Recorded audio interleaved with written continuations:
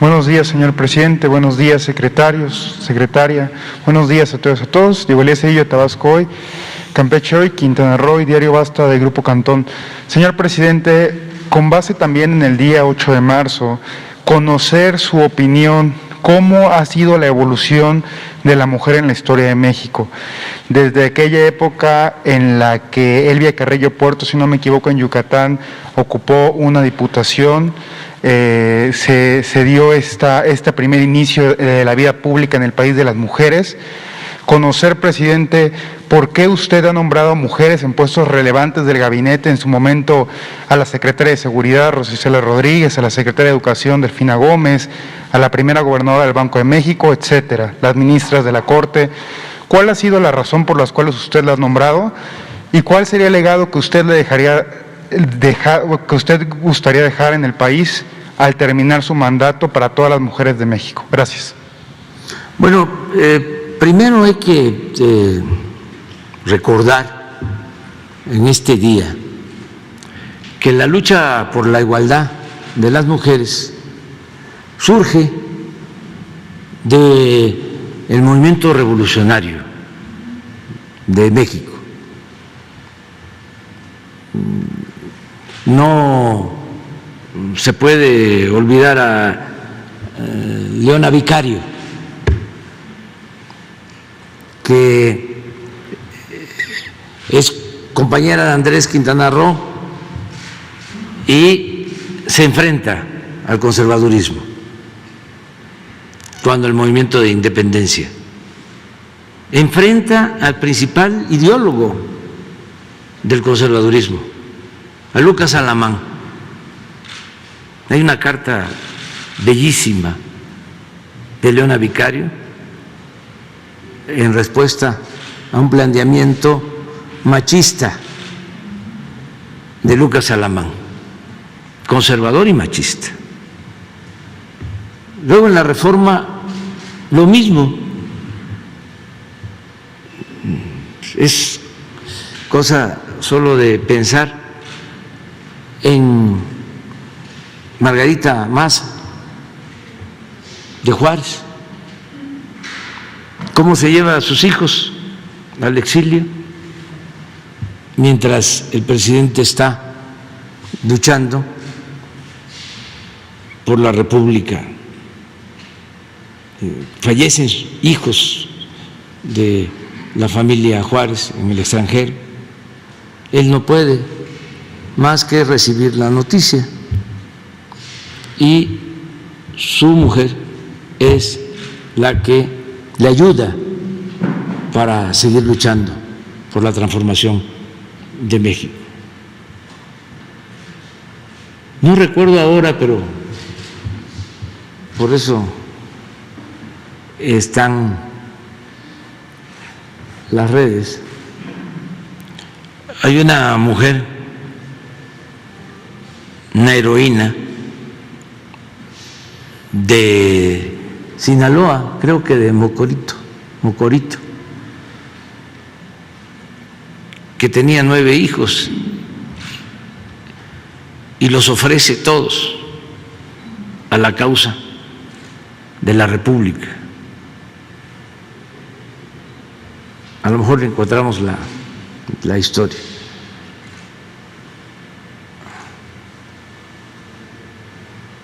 Luego en la Revolución, pues las Adelitas, mujeres del pueblo, mujeres campesinas, luchando por la igualdad económica y social. Carmen Cerdán, imagínense, y muchas otras mujeres. Y en efecto, en el sureste es donde se promueve más la lucha por la igualdad de las mujeres. Yo sostengo que la revolución política nace en el norte. Agustina Ramírez, y estuvo con Juárez y ofreció a sus hijos para luchar. Hay un texto de ella, a ver si lo pueden conseguir, o sus palabras. Decía yo que la revolución política nace en el norte, es Chihuahua, es Sonora, es Coahuila. La revolución social es del sur, es Morelos, es Guerrero. Y la revolución ideológica se manifiesta en el sureste, en 1915, cuando gobiernan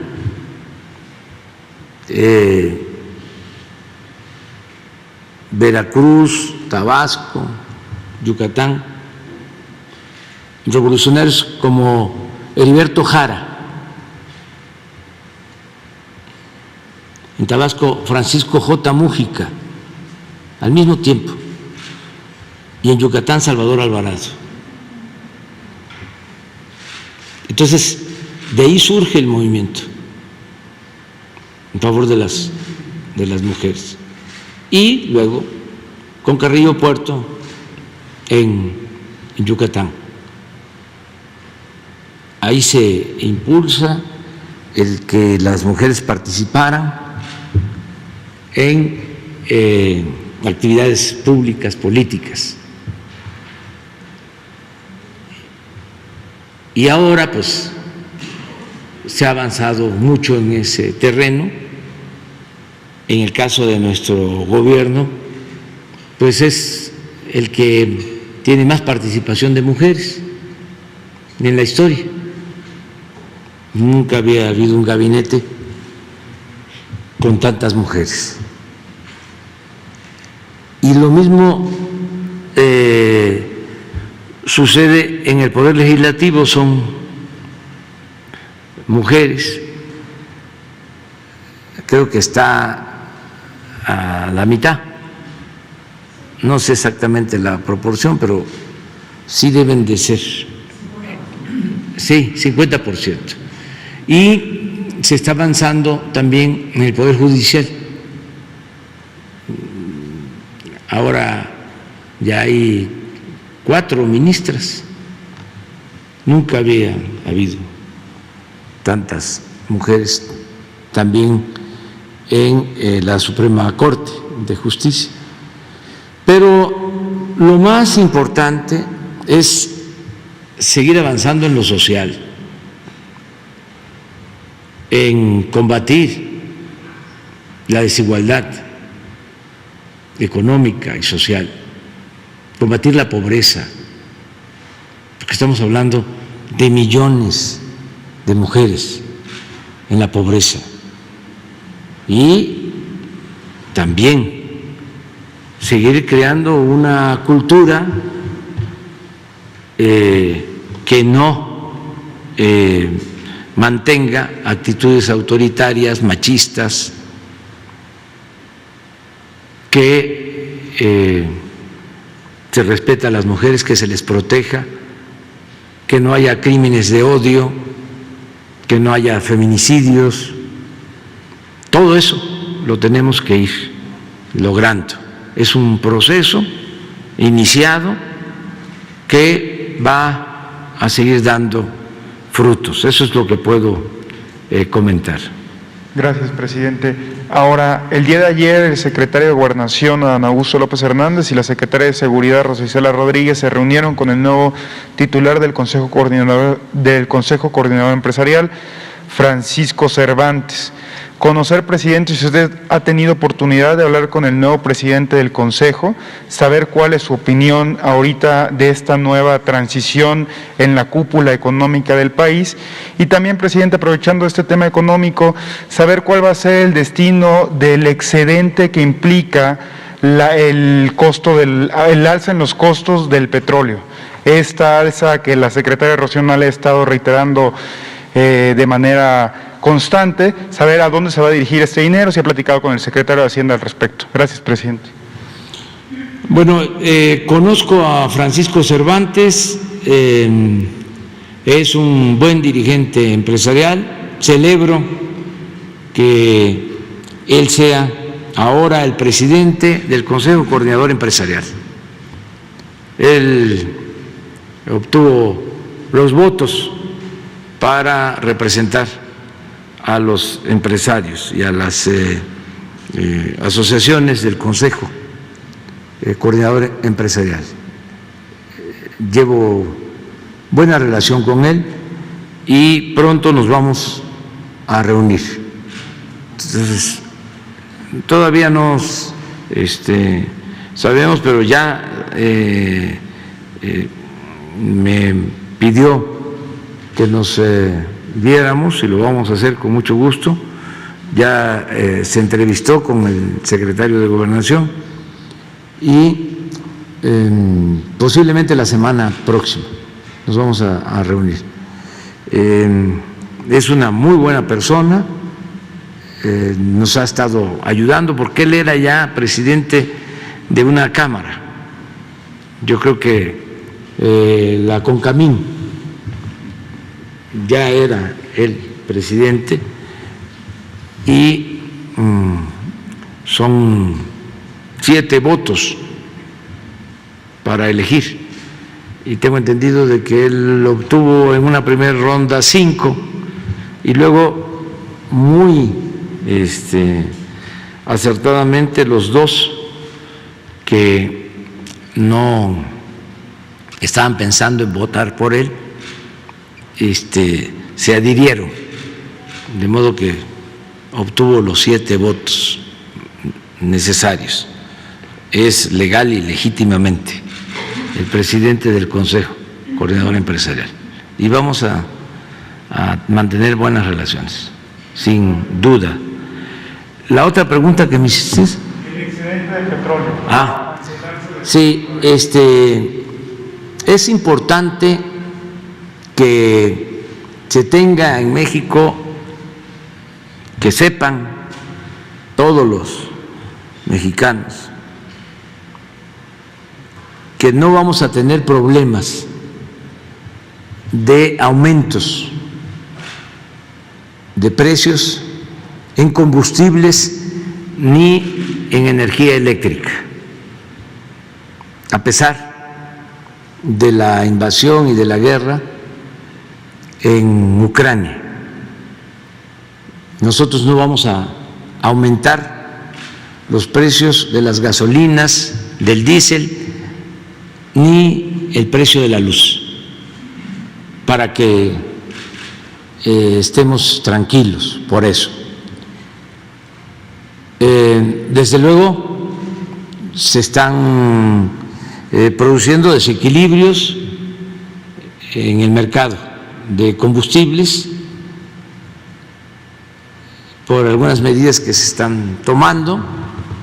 Esto ha llevado a que aumente el precio del crudo, la mezcla de petróleo mexicana está en $115 por barril, aunque todavía no llegamos a lo que costaba el crudo en la época de Felipe Calderón o de Fox, sobre todo Calderón, que fue el que recibió más dinero por altos precios del petróleo. Pero ya es un precio alto y hay una tendencia que pueda seguir aumentando. A nosotros no nos afecta. Esto no lo deseamos porque sí afecta a las economías del mundo. No olvidemos que no todos los países tienen petróleo. Tienen petróleo 20 países en el mundo Entonces, nosotros tenemos la dicha, la fortuna de contar con petróleo y logramos, que eso también es importante, informarlo, porque si no, pues no se da a conocer en los medios de información, logramos detener la caída que se venía dando en la extracción de petróleo. En 14 años consecutivos, año con año, se caía la producción de petróleo. Y nosotros estabilizamos y ya estamos arriba de cómo recibimos la producción de petróleo. Es decir, tenemos petróleo y como se invirtió en su momento también en exploración, tenemos suficientes reservas de petróleo. Entonces, se está exportando petróleo y estamos obteniendo excedentes y van a ser más esos excedentes de venta de petróleo crudo, alrededor de 900,000 barriles diarios.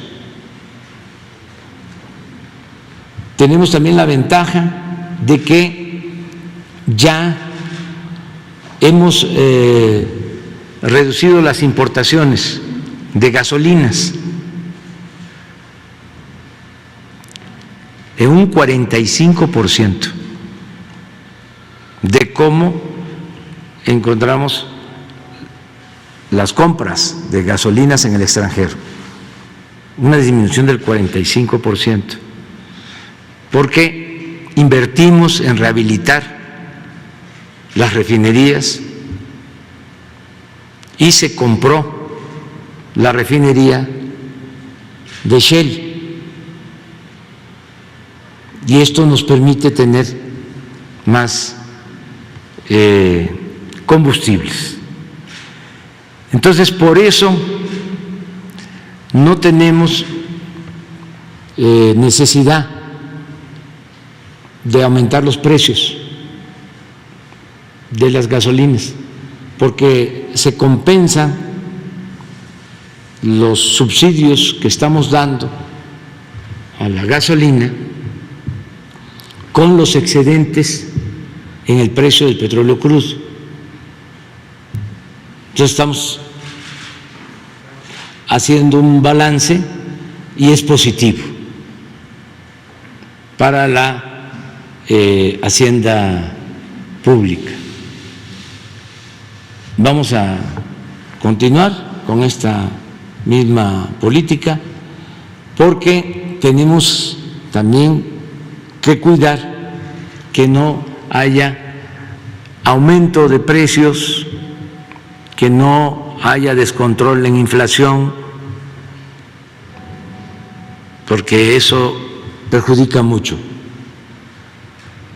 No se trata nada más de aumentar el salario, que se tengan más ingresos, sino que no haya carestía. Si nosotros no controlamos el precio de los combustibles ni de la energía eléctrica, se va todo a las nubes. Entonces nos ayuda mucho para el control de inflación el no aumentar los precios de los combustibles. En Europa están padeciendo mucho por el aumento en los precios pues del gas y de la energía eléctrica, mucho. Por eso tenemos que impulsar la reforma eléctrica, porque en el caso del petróleo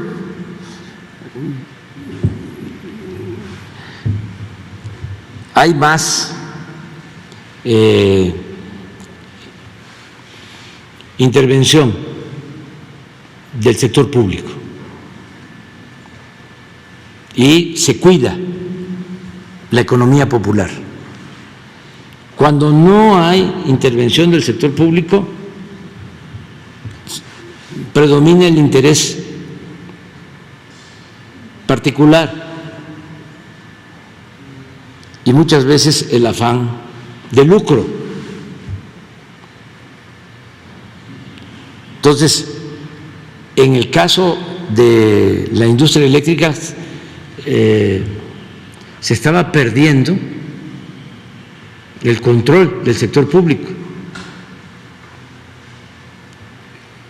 Eran las empresas particulares, sobre todo las empresas petroleras de la industria eléctrica,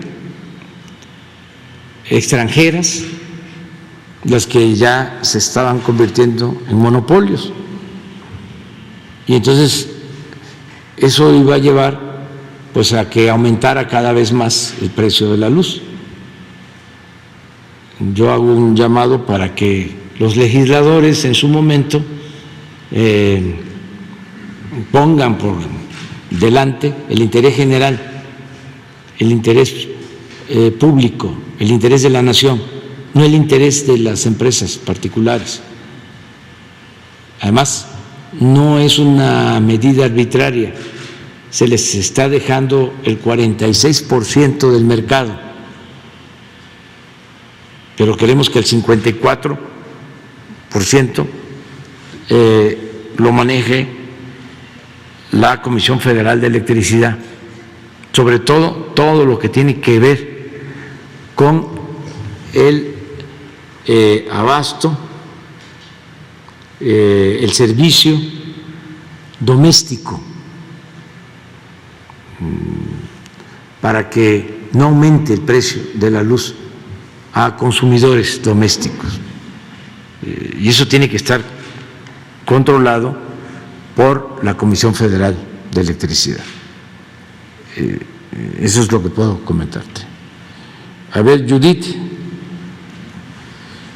Buenos días, presidente. Judith Sánchez Reyes, corresponsal de Imagen del Golfo de Veracruz. Siguiendo justamente con este tema del excedente del petróleo, tiene un reporte de cuánto ha sido lo que se ha obtenido por este concepto en las últimas fechas, si ya se tiene previsto para qué se van a utilizar estos recursos.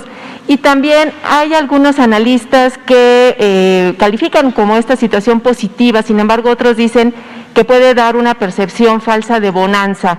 ¿Cuál es el balance que le ha dado la Secretaría de Hacienda al respecto? Pues que no tenemos, lo que ya dije, problemas, porque a pesar del aumento en el precio del crudo, no van a aumentar en México los combustibles. Y esto ayuda mucho. No es lo mismo que en otras partes. Entonces estamos en ese sentido protegidos y ojalá haya un arreglo, ¿sí?, mediante el diálogo y se detenga la guerra y sobre todo que no haya pérdidas de vidas humanas. Eso sería lo mejor. Sin embargo, pues los que están en conflicto están tomando medidas de sanciones en lo económico y tienen que ver con el petróleo y tienen que ver con el gas. Europa depende mucho del gas de Rusia y también Rusia es un importante productor de petróleo.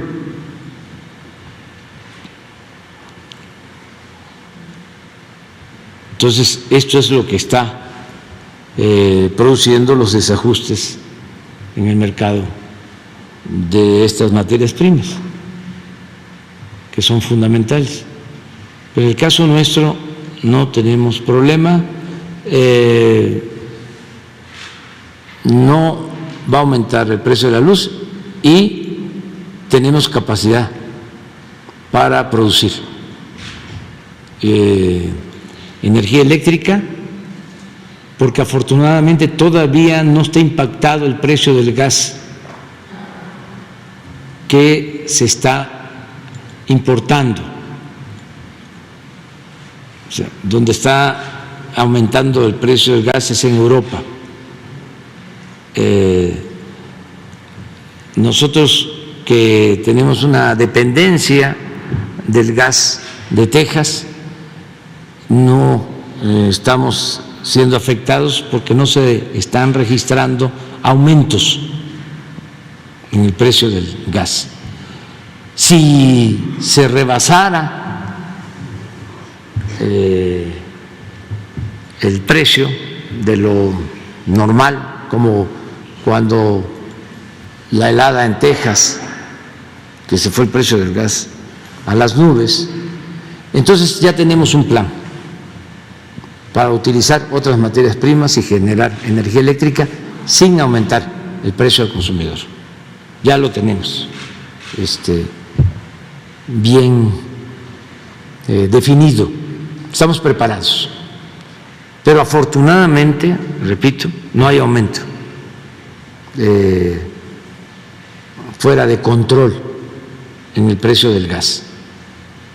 Y ya expliqué el caso del petróleo crudo.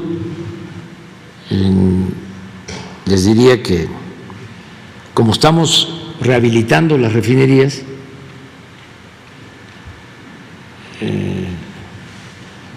nos está ayudando también esta situación para llevar a cabo más acciones de intervenciones de plantas en las refinerías y vender más crudo. ¿Se tiene una cantidad de lo que se ha obtenido en estos últimos días? No. Eso se va a tener pronto. Yo creo que en un mes podemos ya informar. ¿Y en qué rubros también se informará? ¿Mande? ¿Y en qué rubros se aplicará? ¿También se informará? Vendría el secretario de Hacienda y el director de Pemex y la secretaria de Energía y el director de la Comisión Federal de Electricidad, vendrían a dar un informe. Vamos a esperar, que todavía no sabemos. Hay declaraciones de que si siguen las sanciones, si continúa la guerra, puede llegar el crudo, amenazan hasta $200 el barril y más, pero hay que esperarnos, hay que esperar en eso. Los excedentes que se obtienen por el incremento de precios, porque se tiene un precio estimado en el presupuesto, en la ley de ingresos, esos excedentes, o sea, si supera el precio que se estimó en el presupuesto, el precio del crudo, si hay excedentes, hay una fórmula de distribución donde no todo le queda a la federación.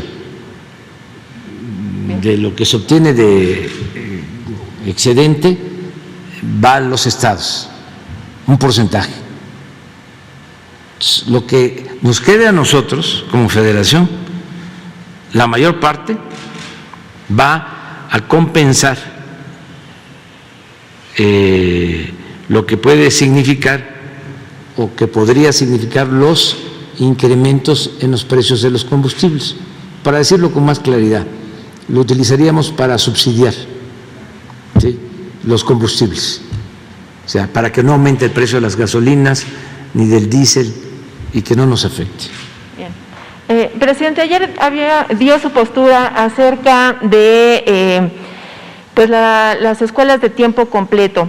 Sin embargo, hay inquietud entre los profesores, sobre todo en aquellas entidades en donde no se va, digamos, a seguir con este esquema, ya que hay maestros que al cubrir un horario de 8 a 4 de la tarde compactaban estos horarios y, por supuesto, obviamente la cuestión del salario es algo que les preocupa. ¿Qué opciones va a haber justamente para estos docentes y sobre todo qué opciones van a tener las madres de familia, los padres de familia, pero sobre todo las madres de familia que obviamente tenían a sus hijos en este programa, en esta modalidad y que les ayudaba a permitir a cubrir su horario laboral?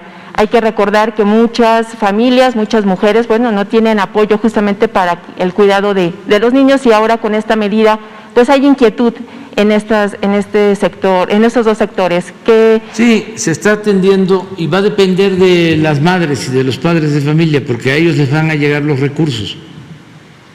O sea, es un reajuste en el manejo del presupuesto. Ya no queremos que el presupuesto pase por muchas instancias y a veces no llegue. Lo que queremos es entregar el presupuesto abajo a las escuelas, a las madres y padres de familia, y que ellos decidan qué hacer con el presupuesto. La misma cantidad, pero que en efecto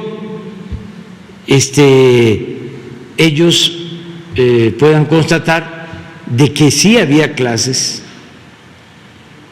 en las tardes o se extendía el horario y que sí había alimentos para los niños en las escuelas. No solo de manera declarativa. Eso es todo. Entonces, si un maestro en efecto está dando clases más allá de los horarios, pues las madres y los padres de familias van a informarlo y se les va a compensar sin ningún problema. Pero esto es buscando que no haya, para decirlo suavemente, irregularidades y que sea la misma gente, las mismas madres, padres de familia, los que nos ayuden, porque estaba plagado de corrupción la SEP, o sea, como todas las dependencias. Entonces, ya hablábamos ayer de los pizarrones electrónicos, las computadoras, los bebederos y también ciertos manejos en favor de los más cercanos al sindicato.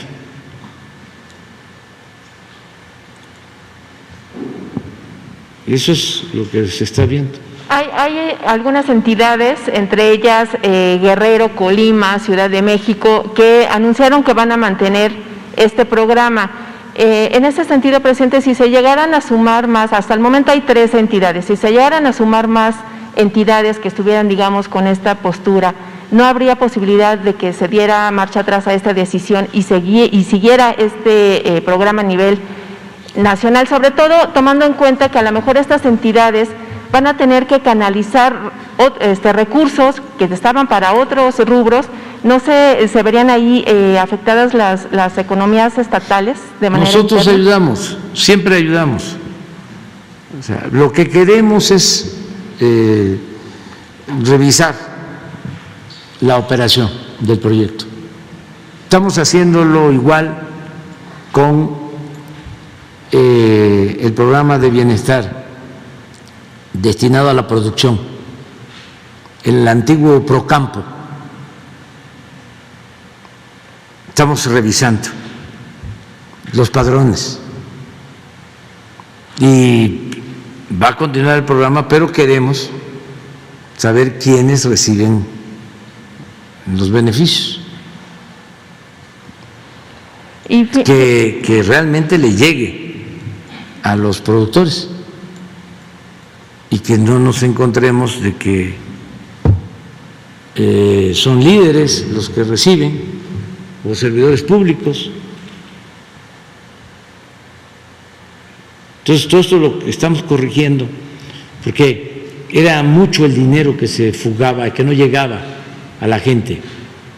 Y lo mejor es que se entregue a las comunidades, a los pueblos.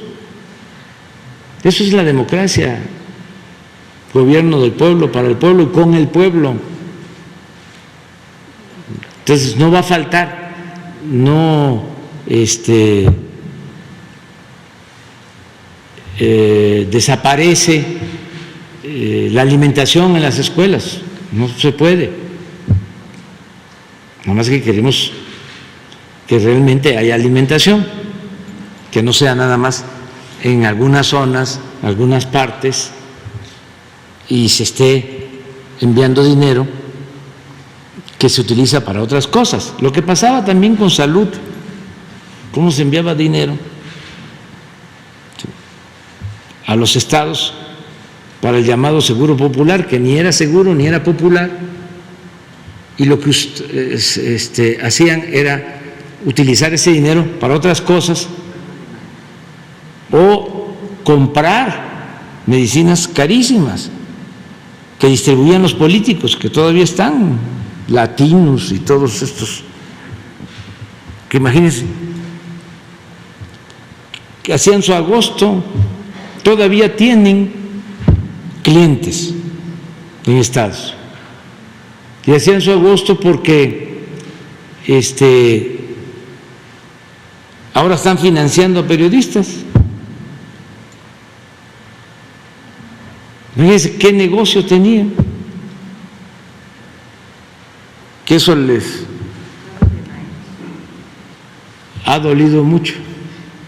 Entonces, pero es eso básicamente, ¿no? Sí, y aquí lo vamos a ir viendo y no hay ningún problema. A mí me llamó la atención, decía yo, porque hasta Claudio X González, Martín Moreno, escritor conservador y finalmente defendiendo la educación pública, ¿no? ¿Qué está pasando? Sí. Y ahora son defensores de la educación pública. ¿Ustedes creen que Martín Moreno le preocupe la educación pública? ¿A Claudio X González le preocupa la educación pública? Finalmente, presidente, la filtración de los audios en donde está involucrado el fiscal Alejandro Gertz Manero, más allá de que es un caso de índole personal y todo lo que conlleva, ¿esto no ha de alguna manera puesto como en alerta al gobierno federal en el sentido del espionaje a otras dependencias de Procuración de Justicia? Porque finalmente se revela una vulnerabilidad, por decirlo de alguna manera, que incluso también pudiera estar pues en ese contexto la propia Presidencia de la República. ¿Usted ha considerado pues tomar en cuenta esta situación, sobre todo por lo que se está viviendo a nivel interno, pero también tomando en cuenta el contexto internacional, presidente? Gracias. Pues mire, sigue habiendo espionaje de grupos de intereses creados. Ayer hablaba yo de abogados, de políticos corruptos, de las grandes corporaciones, de los conservadores, mafia política. Eso siguen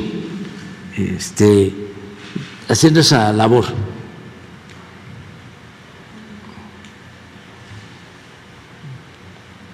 Hace poco nos informaron de que todo este grupo que está en contra nuestra habían comprado aparatos, y esto aprovecho para informarlo porque puede ser que no sea cierto, pero son capaces de todo para sacar información de los celulares. No sé, porque no tengo yo experiencia en estas cosas, en esas tecnologías, pero es sacar las memorias de los teléfonos.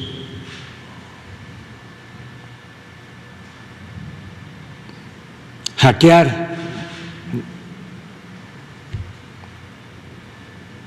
Acabamos de recibir en la oficina un correo del teléfono del gobernador de Sonora, Alfonso Durazo, pidiendo un apoyo económico. Y ya se le habló ayer. Pues eso está de moda. Y es que le hackearon su teléfono. Eso, WhatsApp. Y sí, es que yo no puedo explicar bien exactamente, pero sí, son notas, sí, es WhatsApp.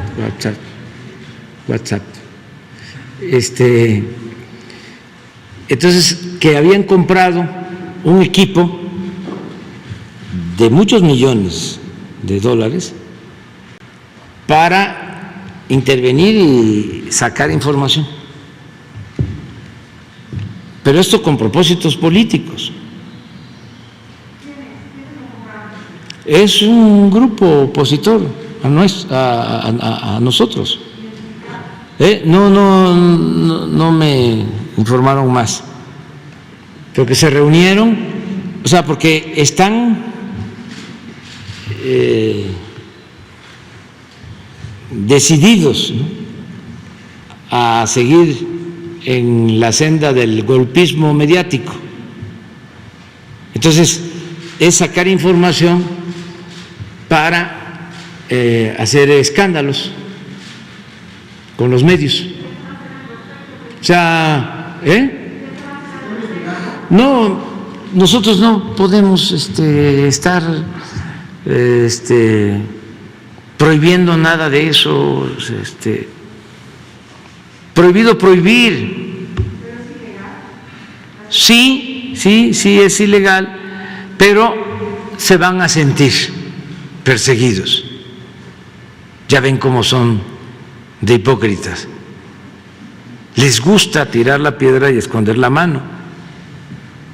Entonces, no, el que nada debe, nada teme.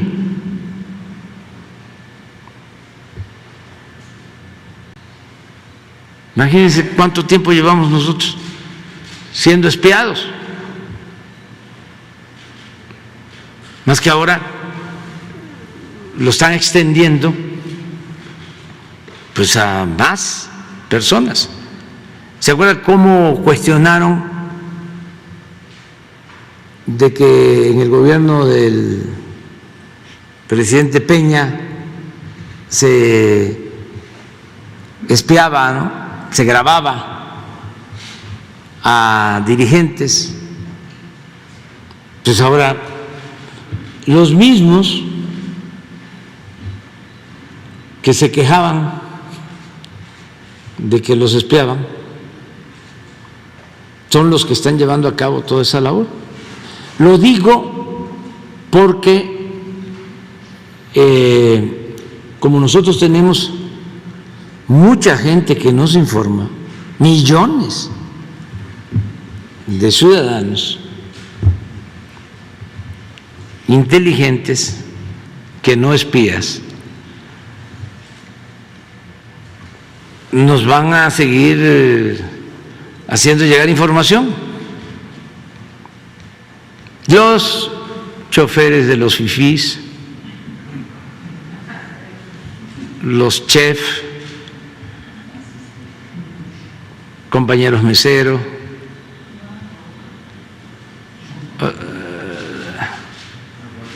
todos están ayudando y nos mandan información. Por eso lo que dices sobre las llamadas, ¿no? Solo asegurar que nosotros cancelamos el CISEN, que no se espía a nadie, que no se graban conversaciones telefónicas como era antes.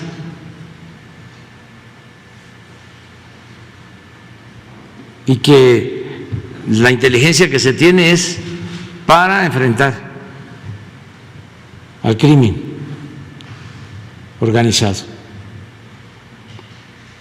básicamente, no a opositores como era antes. Sin embargo, el bloque conservador sí tiene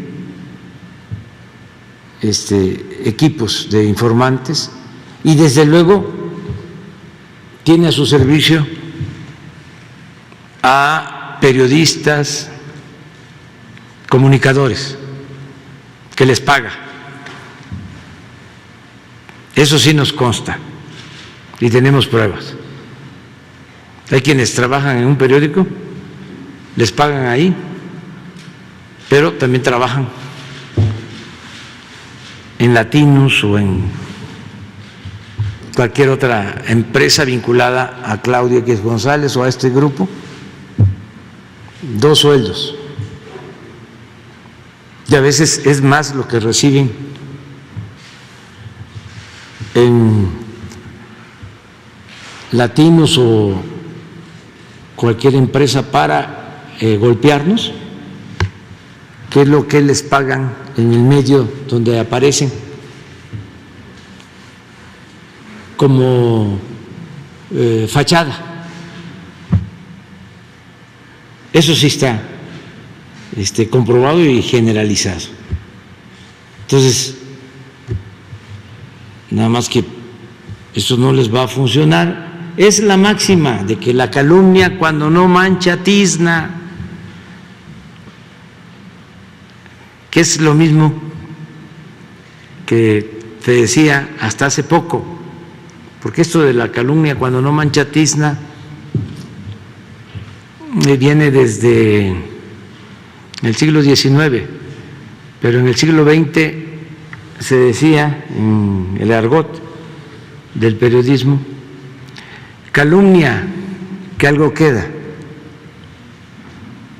es lo mismo. Entonces, ¿cómo se enfrenta eso? Con información, dando la cara y confiando mucho en la gente, en el pueblo, porque la clave está en apoyarse en el pueblo.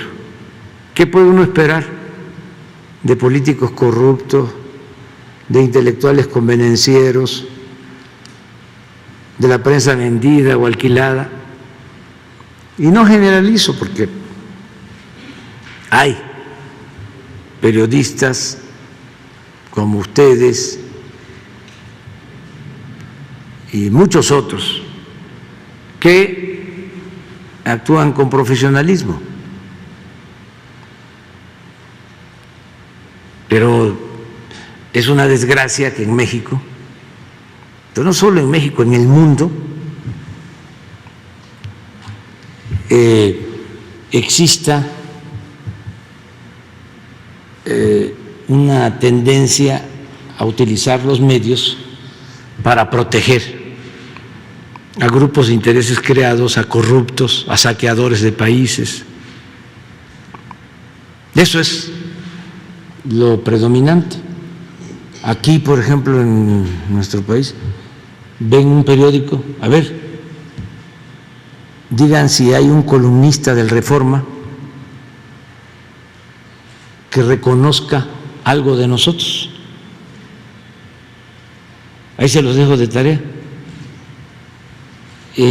Ahora que va Epigmenio con Ciro, que está en contra de nosotros, ve Epigmenio, pues un escándalo, ¿no? Como si esto fuese a significar equilibrio. ¿Cuál equilibrio? Si está como 100-1, de cada 100, 1. Pero ahora ya vamos a tener de cada 100, 2, ¿no? Ya, ahí vamos.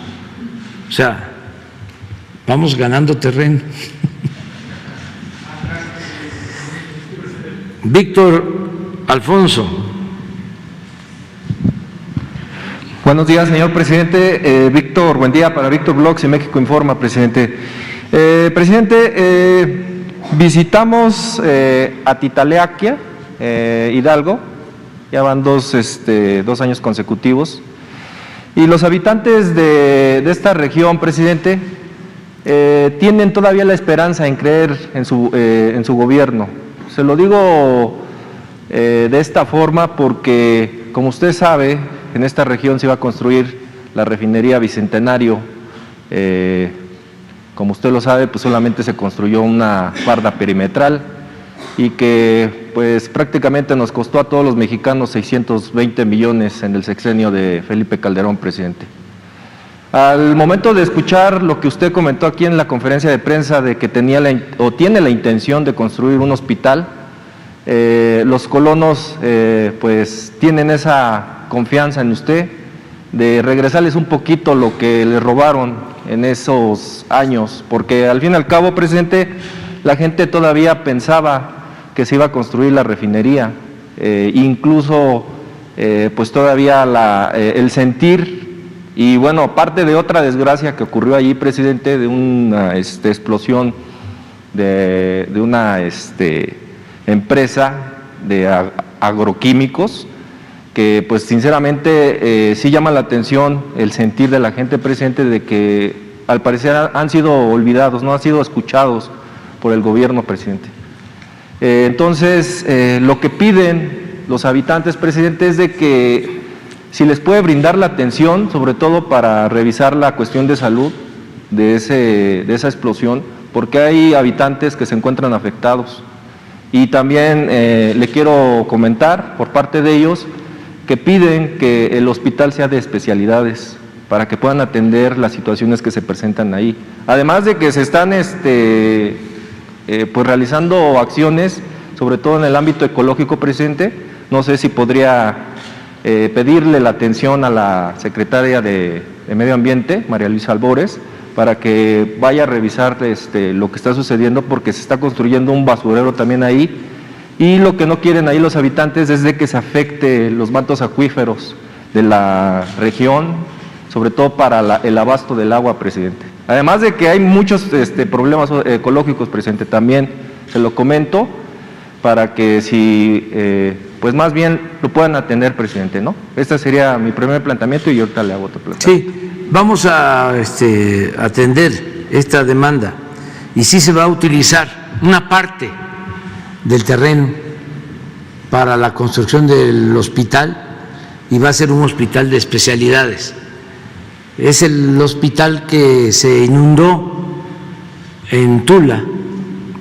Entonces, en ese terreno que estaba destinado para la refinería, que sí, en efecto, son como 600 hectáreas, se va a construir en una esquina el hospital. Inclusive no va a ocupar mucha superficie y vamos a buscar darle una ocupación en beneficio de la gente al terreno, porque esa obra ya se canceló,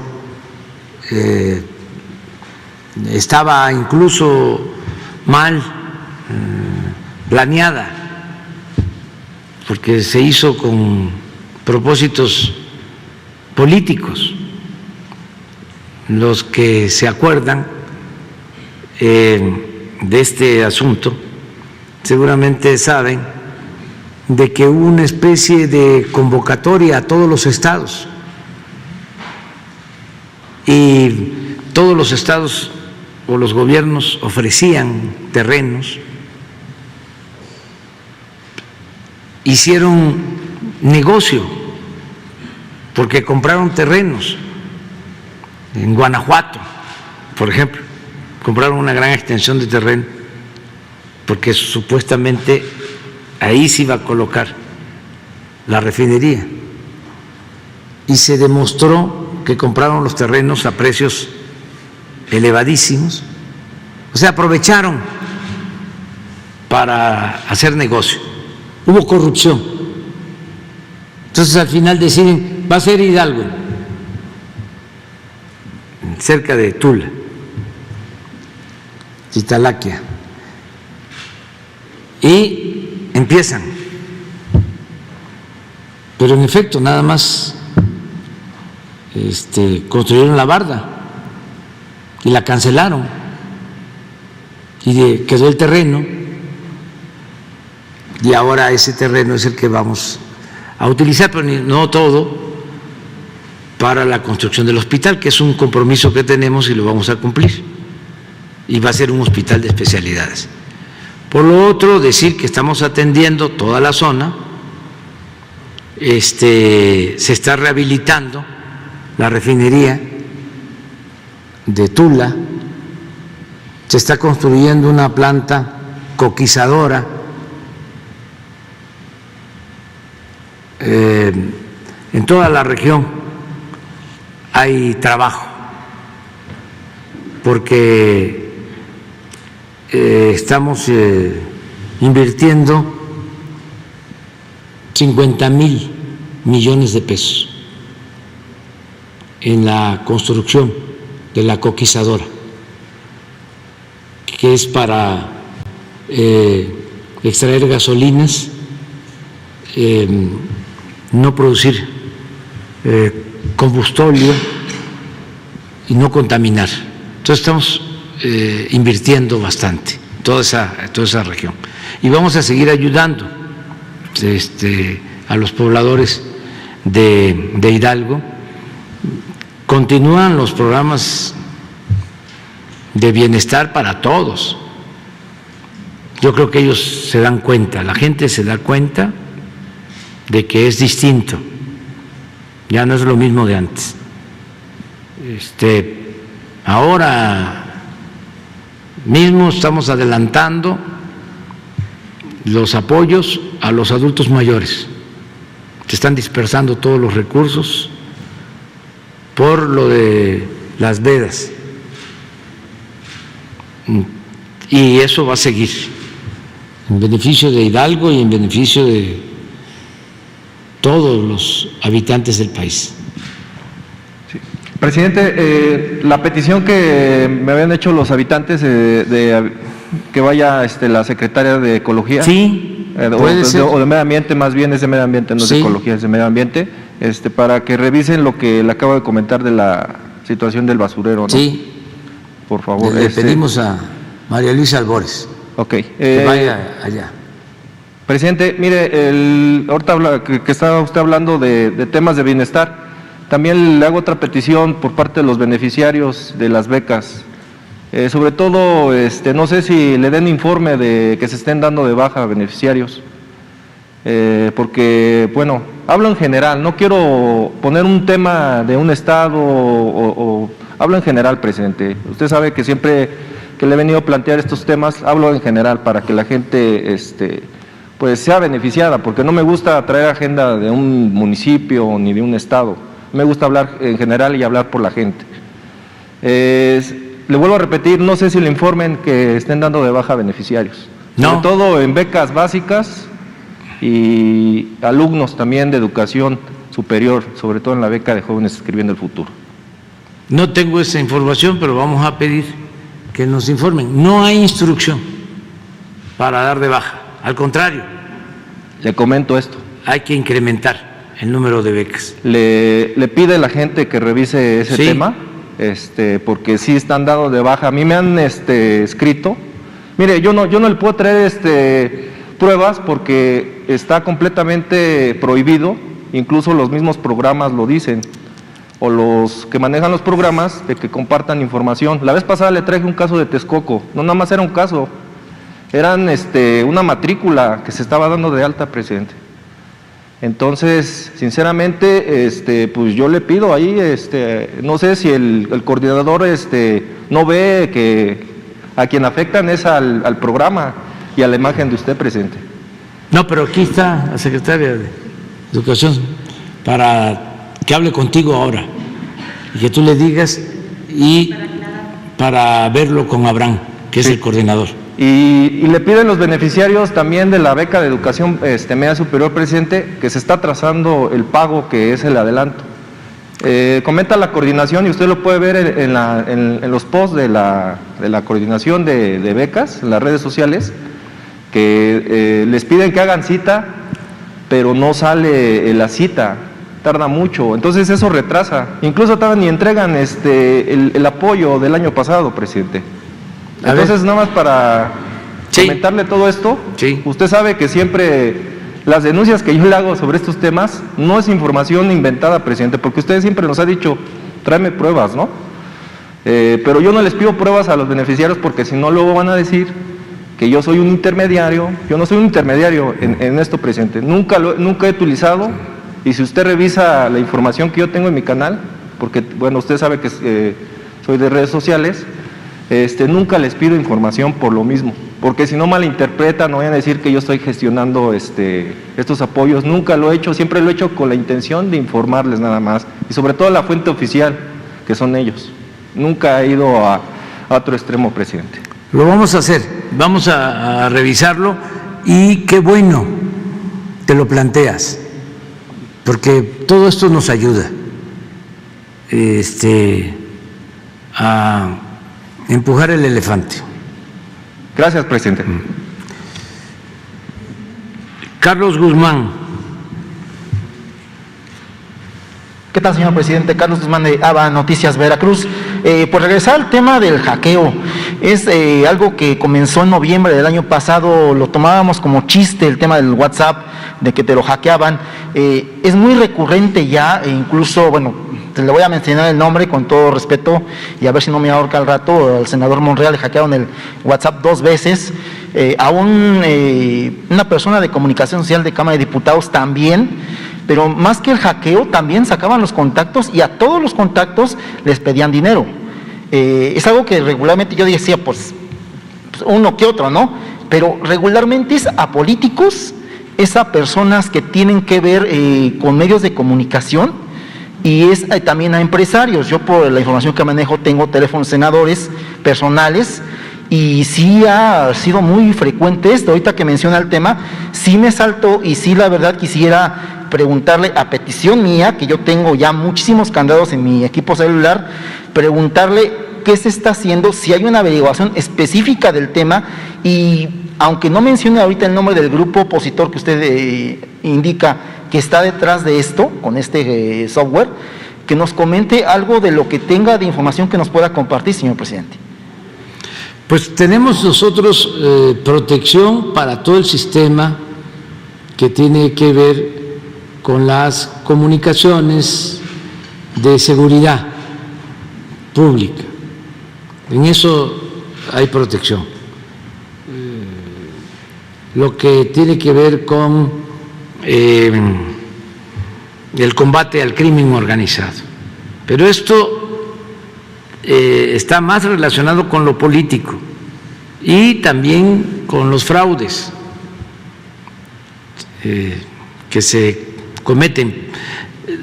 Yo lo veo más por el lado político, es sacar información, ¿sí?, grabaciones, textos, y utilizar ese material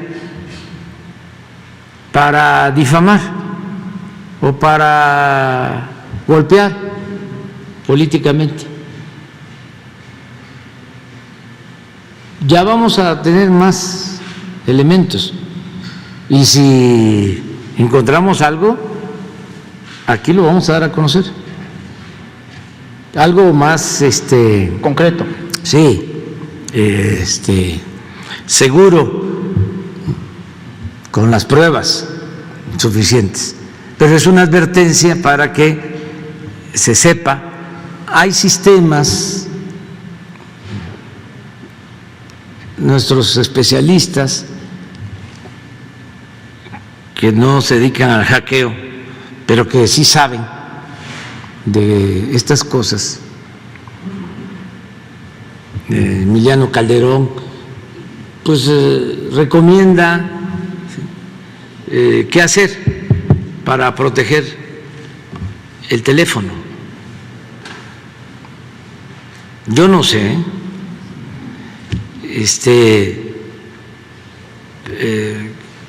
pero sí hay sistemas, o sea, hay una seguridad en el mismo teléfono. Sí, contraseña, que les cuesta mucho trabajo, son claves, ¿sí? Y que incluso se advierte cuando están queriendo meterse, pero no pueden por la clave que maneja solo el dueño del teléfono. Exacto. ¿Sí?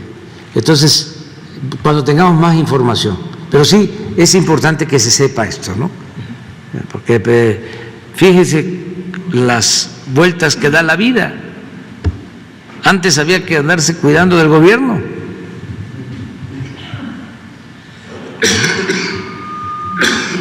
Nosotros nos espiaban los de gobernación, ¿sí? Y el CISEN.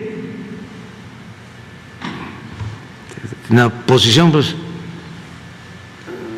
todavía estaban los teléfonos públicos y eran los más seguros para hablar cuando estábamos en la oposición.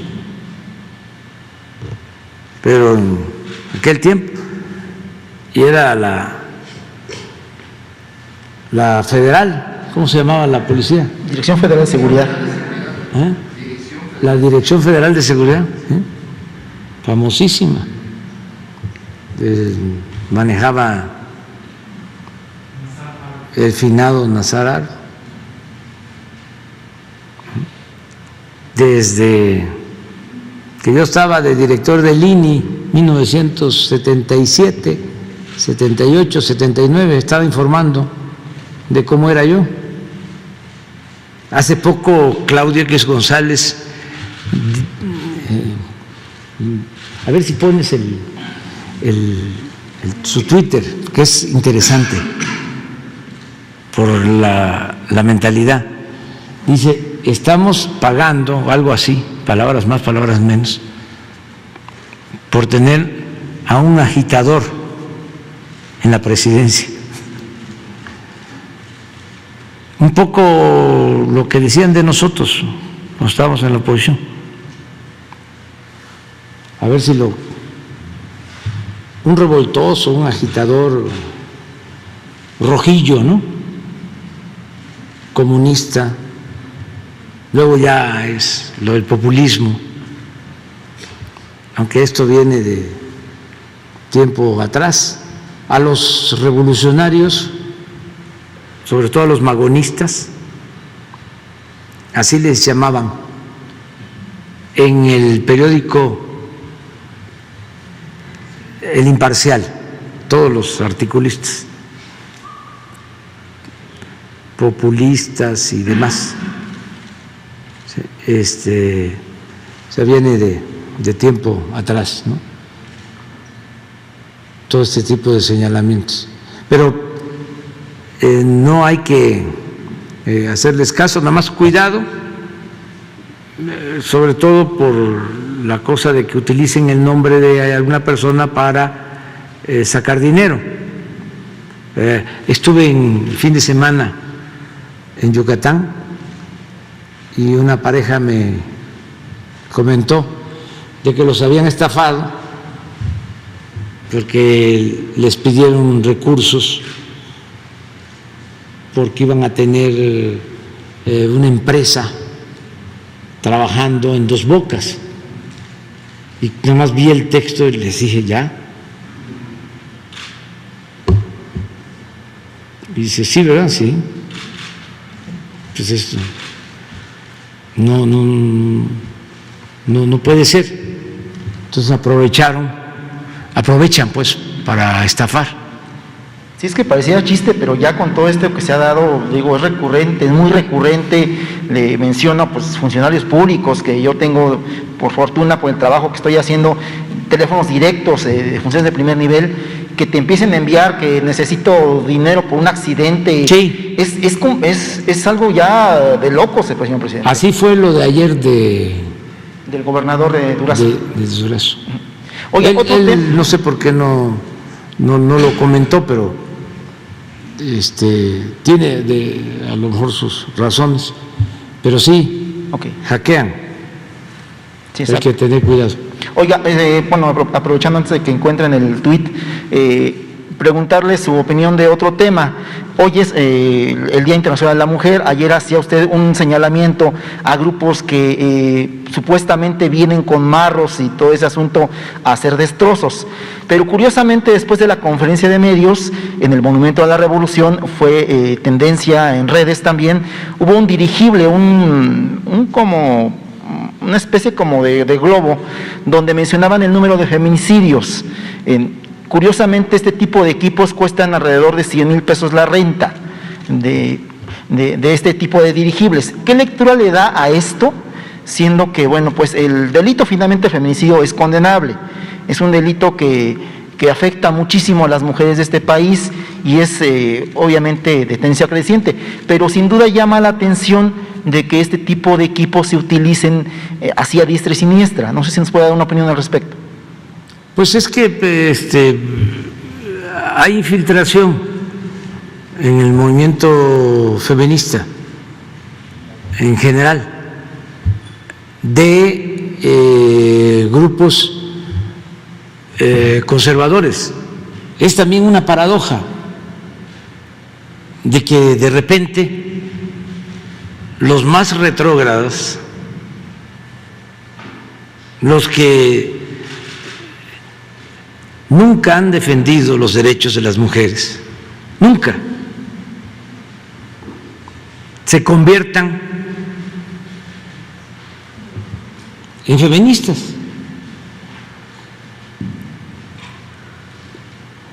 Con el propósito de dañarnos, de afectarnos. Quieren mostrar que hay inestabilidad política, que es un país, lo dije ayer, en llamas. Entonces andan buscando casos espectaculares. Pues por eso el escándalo de la casa rentada. Casa gris. Sí, imagínense convertir eso en trending topic. Pero es un asunto nada más de sentido común.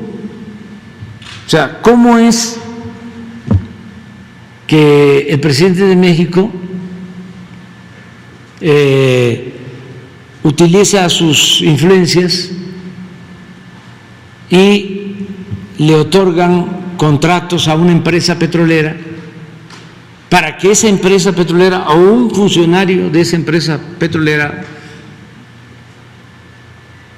le rente la casa a uno de los hijos del presidente? O sea, Una barbaridad. Y lo convierten en una gran nota. Y dicen, periodismo de investigación.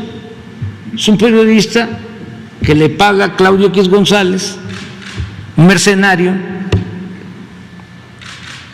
Dice Carmen Aristegui, es que se trata de un periodista muy serio, de prestigio. ¿De dónde viene el periodista? Pues de un periódico de Guanajuato, de derecha. Ahí se formó. ¿Cuándo estos periódicos ayudaron a que triunfara nuestro movimiento? Nunca. Los periódicos conservadores, El Norte, pues yo podía ir a Nuevo León a una gira, no existía. Y si acaso iban a sacar algo en contra para publicarlo. Y así el AM en Guanajuato, y así los de Jalisco, y así en todos lados. No es el caso, por ejemplo, de Por Esto o de Noticias de Oaxaca, para hablar de otros, o del Istmo. Muy pocos programas de radio que yo me acuerde.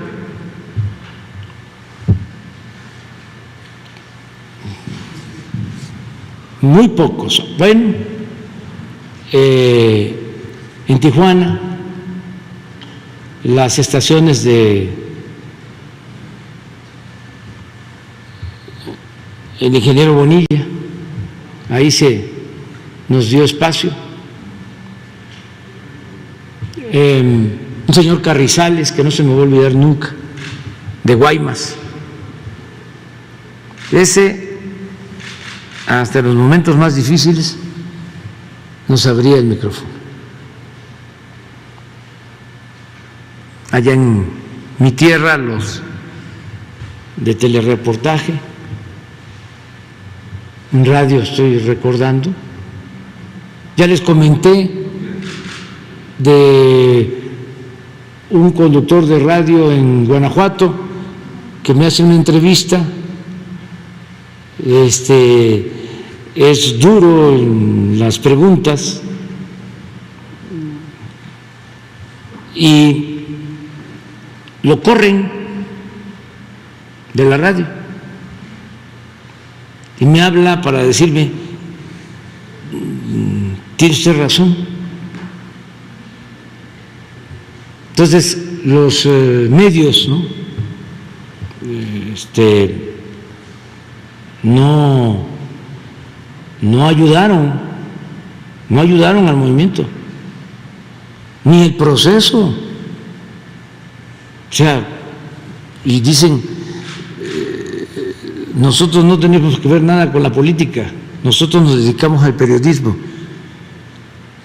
Pues sí, es un periodismo, pero no es el periodismo de Daniel Cabrera ni de los Flores Magón. No es el periodismo comprometido,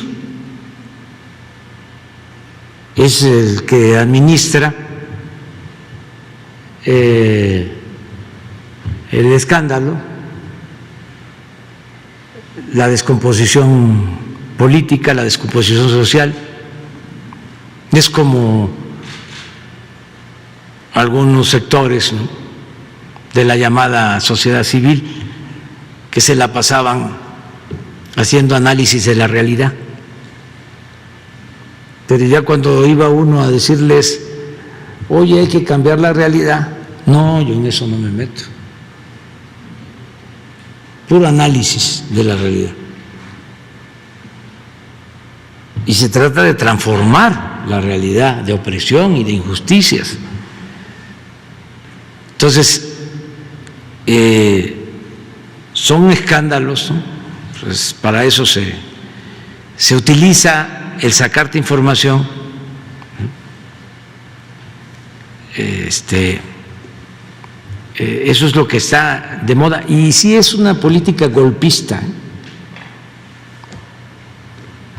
porque es ir desacreditando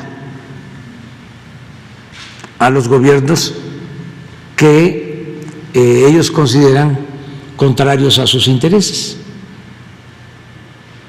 Entonces, ¿cómo los vamos debilitando? Con escándalos, mostrando de que no son honestos, que son iguales.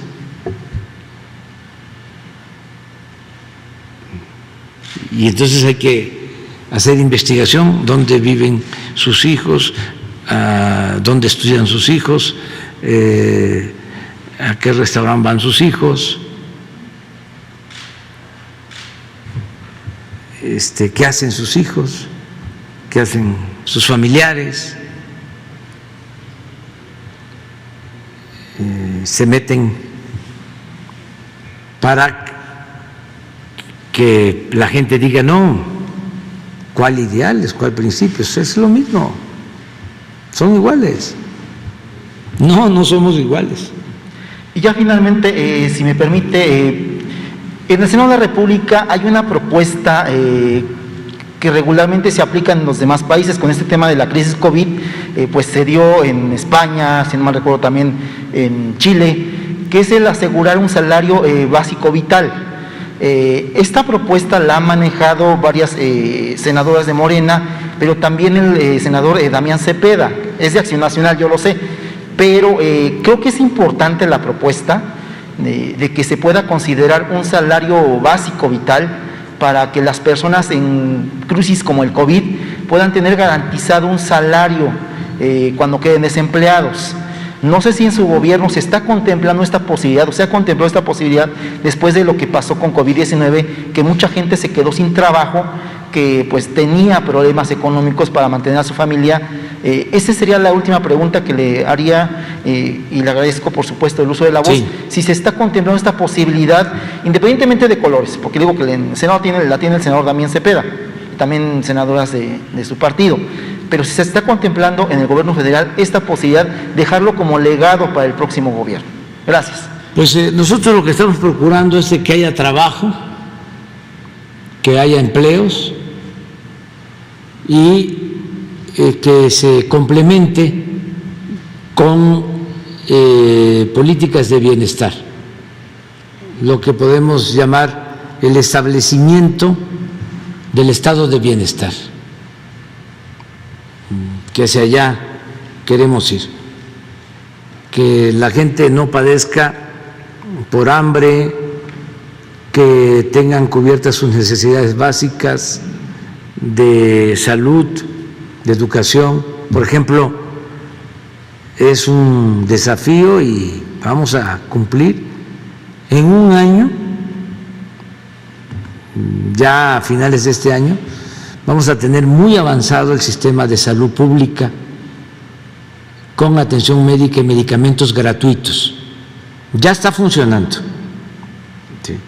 Ya ustedes van a los institutos de salud, ¿sí?, y no pagan. No pagan, es gratuito. Eso nunca se había visto. Y va a ser universal para todos los que no tienen seguridad social. Es decir, el derecho a la salud, eso lo vamos a garantizar, como el derecho a la educación y procurar que no falte el trabajo y que los ingresos, los salarios sean justos. Ese es el propósito. Otra cosa no lo tenemos contemplado porque también tiene que ver con el presupuesto. El programa de adultos mayores nos va a significar para el 2024 alrededor de 350,000 millones de pesos de presupuesto. 350,000 millones de pesos. Es muchísimo. O sea, es algo nunca visto. Pero todos los adultos mayores de México tienen garantizado el derecho a la pensión. Eso es un logro importantísimo. Y son 350,000 millones del presupuesto público, no es deuda. Entonces, tenemos que cuidar también de no gastar más de lo que tenemos de ingresos, que afortunadamente empezamos muy bien el año, están aumentando los ingresos de la hacienda pública, por lo mismo, porque no hay corrupción, porque no hay condonación de impuestos. Entonces, ahora estamos obteniendo ingresos mayores en aduanas, porque ya las aduanas marítimas y las aduanas fronterizas están a cargo de la Secretaría de Marina y de la Secretaría de la Defensa, y se está notando cómo se está incrementando el ingreso, lo mismo como se está combatiendo el contrabando, que nos afectaba mucho, sobre todo el contrabando de combustibles. Ahora Pemex está vendiendo más, tiene más ingresos, y esto nos ayuda pues para mantener los precios sin aumentos en los combustibles. Entonces, esas propuestas pues no consideramos que podamos nosotros aplicarlas. ¿No tienen? ¿No lo votaron? A ver.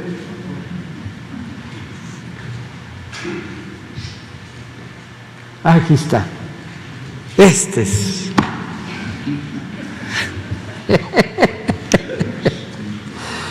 Estamos padeciendo las consecuencias trágicas de tener a un agitador en la presidencia, un revoltoso, que se imaginan para su concepción conservadora, este es fifí.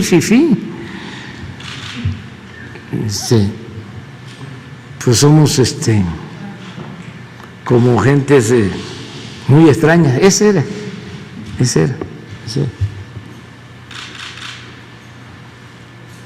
Claro que soy agitador de conciencia. Si estamos por la revolución de las conciencias, y eso es lo que ellos no quieren. ¿Cómo se van a agitar las cosas si son conservadores? ¿Qué es el conservadurismo? Pues conservar, mantener el statu quo, que no se mueva nada, que todo siga igual. Agitar significa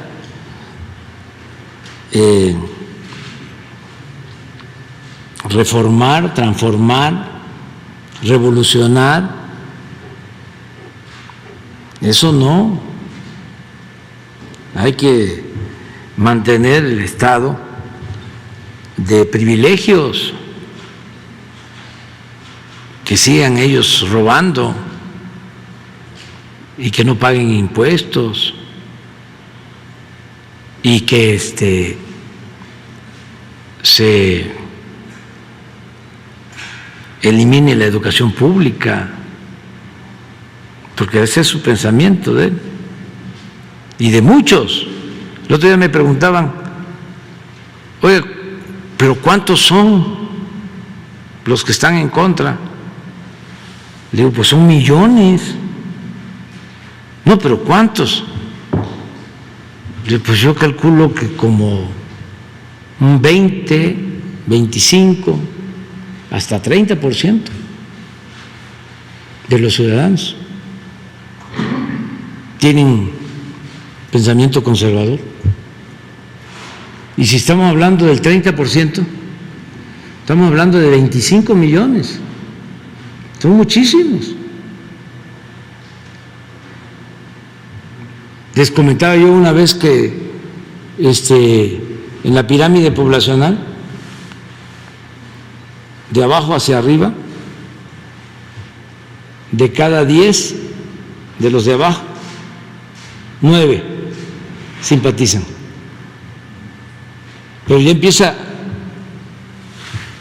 a angostarse la pirámide, clase media, baja, media, media alta, ya empieza a ser distinto.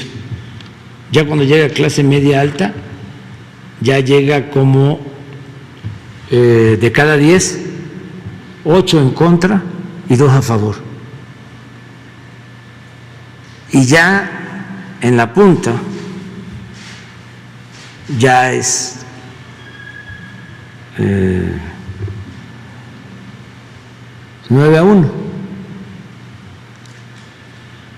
9-1. O sea, y a veces hasta más en contra.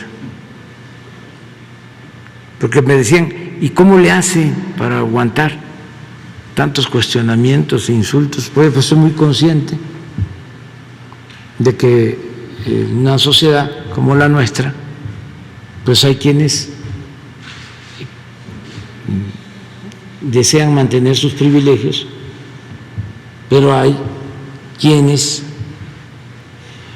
tienen derecho a vivir con justicia y con dignidad, y yo lucho por ellos. Entonces lamento mucho que se enojen conmigo los de arriba. Ojalá y cada vez logremos que de las clases medias haya más humanismo, más fraternidad, y se voltee a ver hacia atrás y se le dé la mano al que se quedó atrás para que se empareje. Eso se puede lograr. Cuesta, pero se tiene que ir logrando. Pero hay que estar conscientes de que no se puede tener todo el apoyo de todo el pueblo. Así son las democracias. Nosotros tenemos la ventaja que tenemos en general el apoyo del 70%. Y eso nunca se había visto. Y menos en un proceso de transformación donde se sienten afectados grupos de intereses creados. Entonces vamos avanzando, vamos bien. Felipe Fierro.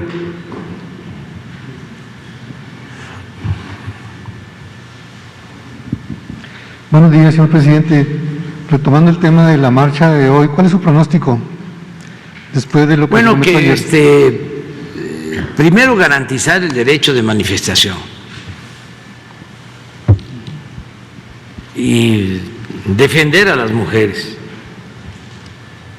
Es algo hasta sagrado. Yo mismo soy lo que soy por mi mamá. Influyó también en mi formación mi padre, pero fundamentalmente mi madre. Había más matriarcado que patriarcado en mi familia.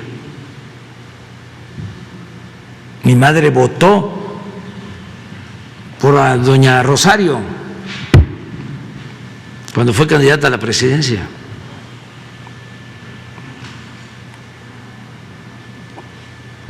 Entonces, es sublime la mujer. Y se tiene que proteger y respetar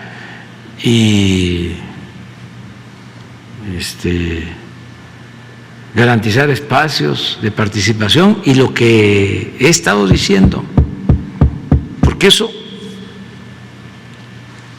a veces se deja de lado, la igualdad económica.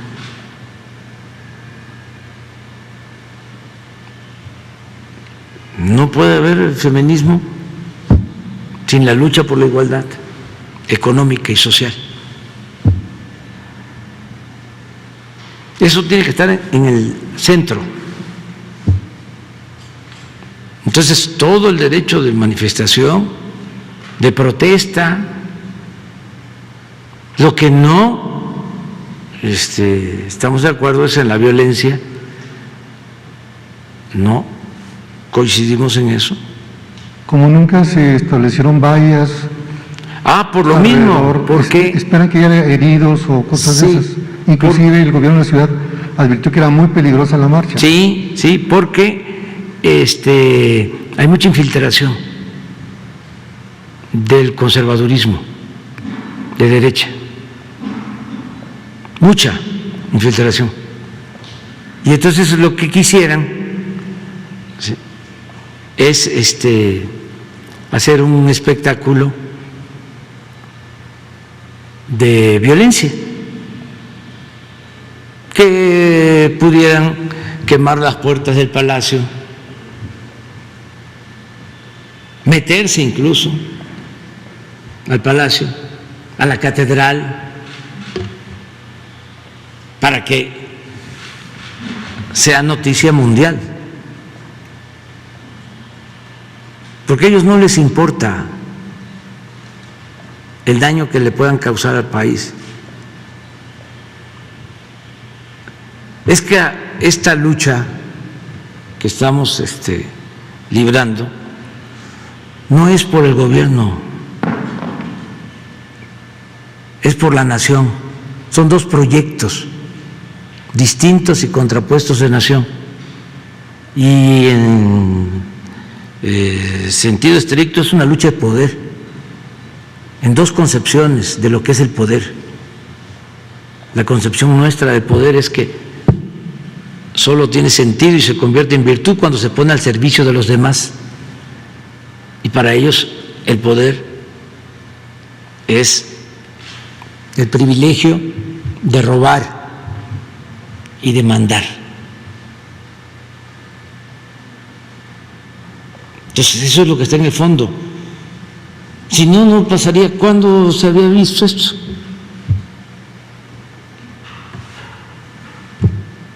Nunca. Es ahora.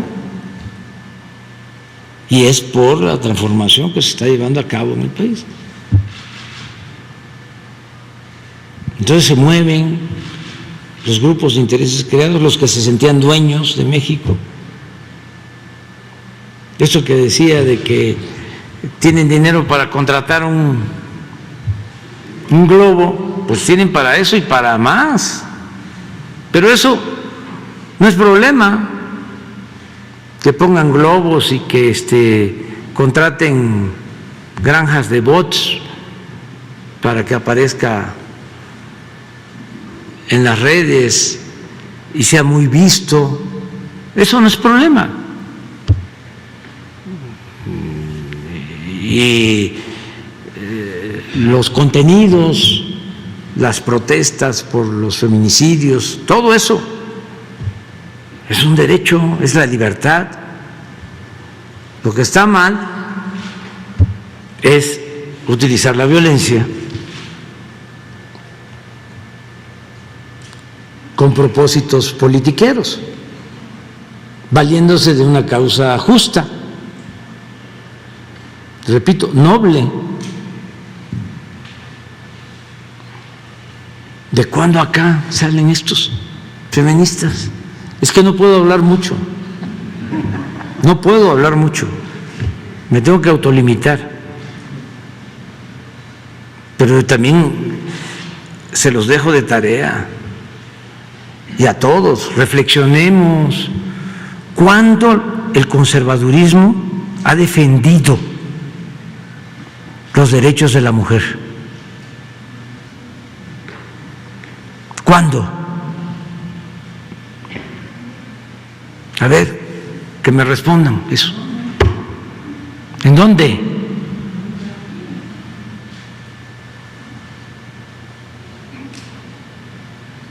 Entonces es el colmo que no solo no defienden los derechos de la mujer, se oponen a las libertades que tienen las mujeres y encima de eso utilizan esta lucha justa para enfrentarnos, tratar de desprestigiarnos, afectarnos políticamente, como gobierno y como país, como nación, pero sobre todo al gobierno, porque México es muy fuerte y tiene mucha fama y prestigio. En otro tema, señor presidente, en relación al asunto del agua en Chihuahua, bueno, ahí ya han mejorado mucho las relaciones entre los agricultores y la Conagua. Inclusive han tenido pláticas, inclusive les dieron un aumento, desde luego espero que le hayan informado del cauce de agua que les van a dar, de la cuota de agua en 75 millones. Eso fue, pues bueno, considerando la situación actual. Sin embargo, hay dos puntos que quisiera comentarle y su opinión. Uno es que la Comisión Nacional de Derechos Humanos emitió una recomendación, la 52VG/2022, dirigida a la secretaria de Seguridad, Rosicela Rodríguez Vázquez, donde le pide por favor que atienda el sentido de la resolución, porque declara que hubo un uso ilegítimo de la fuerza por parte de la Guardia Nacional en el homicidio de Jessica Estrella Solís, después de la manifestación de la toma de la boquilla el 8 de septiembre del 20, y le pide pues una remuneración o compensación a los familiares, inclusive el esposo todavía está con lesiones que quedaron. Ese es un punto. ¿Cuál va a ser la posición que va a tomar el gobierno federal en este caso? Hoy se trató el asunto en la reunión de gabinete y se acordó cumplir con la recomendación de la Comisión de Derechos Humanos, con los 5 puntos que recomienda la Comisión de Derechos Humanos. Muy bien, en ese mismo asunto del agua pues sigue el problema y creo que va a seguir porque es un asunto que depende mucho de la lluvia. Sin embargo, se advierte que la escasez de agua va a continuar y esto tiene repercusiones a nivel México porque Chihuahua surte de agua los estados fronterizos de Coahuila, Nuevo León, Tamaulipas, que están demandando cada vez más agua para consumo humano y para riego. Y además el problema es de estar pagando el agua a los Estados Unidos. Y aquí hay algunos puntos importantes. Conagua tiene cerca de 150,000 trámites bloqueados, atorados por burocratismo, eso es uno. Que no hay un proceso auditado efectivamente para saber cuánto se entrega de agua a Estados Unidos. Se hacen cálculos, pero no se puede establecer o verificar científicamente.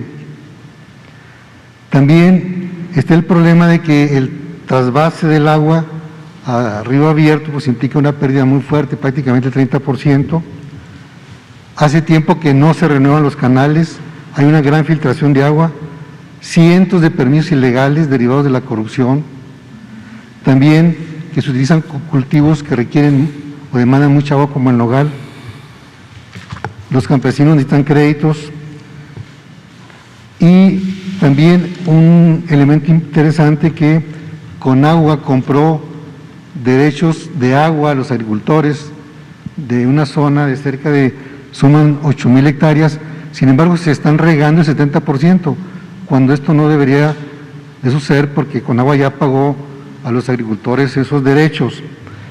El planteamiento es, ¿no se ha pensado en hacer una reingeniería, renovar totalmente el distrito, considerando que usted pues ya está promoviendo esto tanto en Sonora como en Nayarit, para llegar a una solución de fondo que los últimos presidentes y los gobernadores no han atendido, porque cada vez es más grave y así como hay violencia aquí, puede desatarse la violencia en otros lados.